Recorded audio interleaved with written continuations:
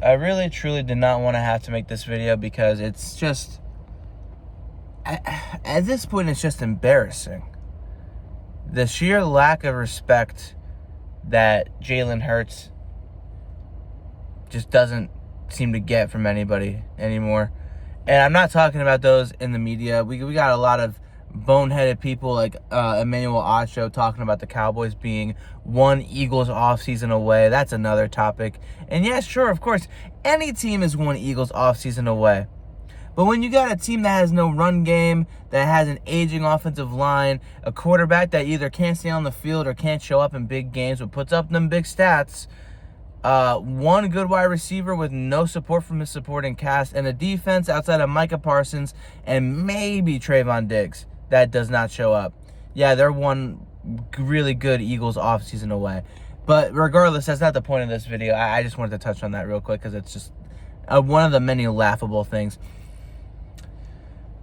The fans on Twitter, on TikTok, whatever it may be, wherever you guys go viral nowadays, talking so much smack about Jalen Hurts, all the hypotheticals, bringing up boneheaded, dumb stats about Jaden Daniels throwing for more yards in less playoff games, like he didn't play teams like Tampa Bay or Detroit. Two defenses, one that allows a lot of yards, and two was injured and had 16 of how many starters gone?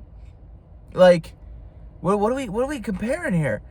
We're not comparing apples to apples or oranges. No, we're comparing the dumbest things ever to try and justify that Hurts had everything given to him, that he was carried to the Super Bowl, that he was carried in the Super Bowl, as if he did not have the best passer rating in Super Bowl history. Like he did not put on two great performances in back-to-back showings in 2022, 2024 against the same exact team, outplaying the same exact quarterback who right now is described as the greatest of all time in this generation, in this era. He's gone up against him head-to-toe twice, 3 times if you count regular season, and that's not even bringing into fact that Lamar Jackson, Josh Allen, and Joe Burrow have all fallen to this man in the last 2 years. He is 5-0 against the Big Four. He has outplayed all 4 of them, and overall has won against them head-to-head. He is 15-1 against AFC teams. The one lone loss, yeah, we don't talk about that very much, but that was just a sign of what was to come in 2023. That team was just on a completely other level of incompetence. But at the same time, that doesn't go without saying that Jalen Hurts carried that team to 10-1. like what are we arguing here? What are we arguing here? That he can't play football? That he's not a starter in this league? That he's not a good quarterback?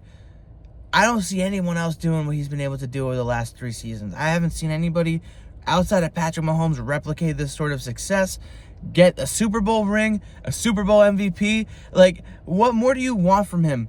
To like, how much more does he have to? Does he really need to throw 504 touchdowns in a loss to prove to you that he can throw the football? Like, what more do you want from the man who does nothing but win? What do you guys want? Like, what do you want? He has a Super Bowl ring and a Super Bowl MVP. So what are we talking about here? There's no disrespect going towards Jaden Daniels. He's a rookie.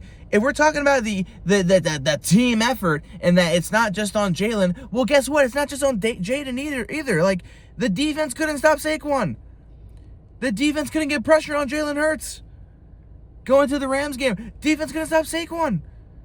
Hurts made them pay with one long touchdown run early in the game. Like, what more do you want?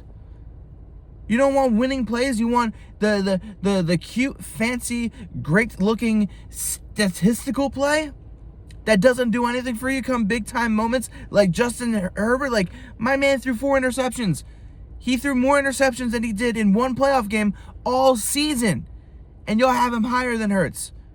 It makes no sense whatsoever. It makes no sense to fans at all. And some of the people in the media whatsoever, the way that they talk about this man, the way that they the blasphemous comments and the stats that they try to throw to make this guy look worse than he is when he's been nothing but a winner. It's just unbelievable at this point. It really is. And now you have teams like the 49ers and the Vikings and other teams that didn't do anything last year in the playoffs. They're favorites to do more in the playoffs than we are. They're like the Chiefs and the Bills and the Ravens. They're favorites to go, and we're not. Like, what are we doing here? Like, do y'all know ball at all? I don't understand it. And again, that's not to knock any of the quarterbacks or any of the teams that I've mentioned, even the Commanders. Y'all got a really bright future, and I cannot wait to see us battle it out for years to come, because who else is going to stop us in the East, right? It's us, and then it's them, the Cowboys and Giants. I'm not knocking you, but I'm just saying, have a little bit of respect, have a little bit of decency when it comes to a guy that's done something that y'all haven't done since 1991. I don't want to hear nothing. I don't want to hear nothing.